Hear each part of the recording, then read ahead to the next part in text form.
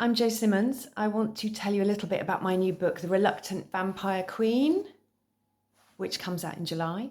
And it features Mo, who is a schoolgirl, proud feminist, vegetarian, president of the Debating Society, and super focused on her future life ahead. She has it all mapped out.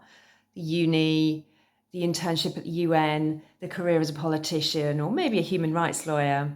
Until one day a vampire turns up and tells her, actually, you've been chosen to rule all the vampires of Great Britain as their queen. What's she going to do?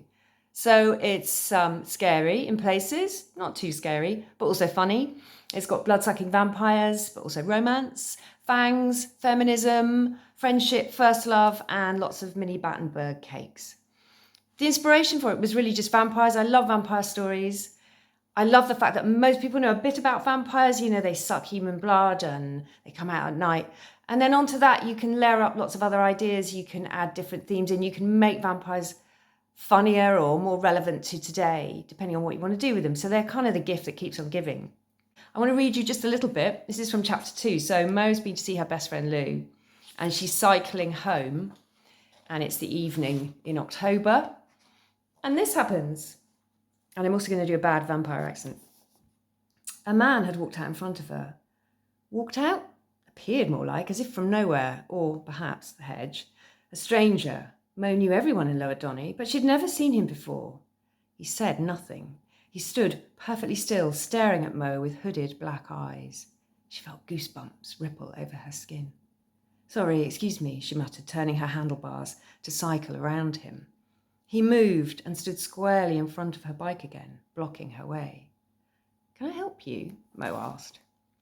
Yes, by becoming vampire queen, said the man in a deep, rich voice. You are the chosen one. Mo blinked hard. Sorry, what? Chosen one? Chosen to do what? Rule this entire land as queen of all the vampires. What vampires? I didn't know there were any vampires. Vampires are everywhere, said the man. They live among you humans on the margins of life, in the dark corners and flickering shadows. Really? Said Mo. Yes, really, the man spat back. And you have been chosen to rule over them. With you as leader, there can be more vampires, better vampires. This can become great and glorious vampire stronghold, proud vampire homeland. You can pep it all up, yes? But vampires don't exist, Mo said, shaking her head. This is a joke, right? A prank. She glanced over her shoulder, expecting to see someone with a camera capturing this hilarious gag. No joke, the man replied. I am Bogdan, chief emissary to the great and mighty vampire king of the East. It is an honor to meet you, Mo. Oh my God, he knows my name. How does he know my name?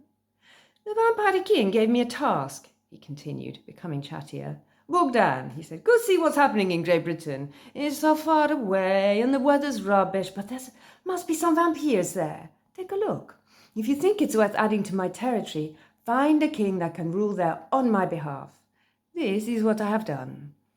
Wait, you said king? Find a king? Mo said. You found me, a 15-year-old schoolgirl. Well, yes, traditionally vampire leaders are men, but we can make exception. Mo bristled.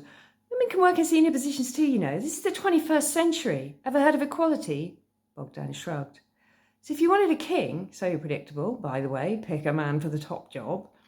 Why have you chosen me? I see something in you, Bogdan replied. That's a first, said Mo. Mostly no one sees me at all.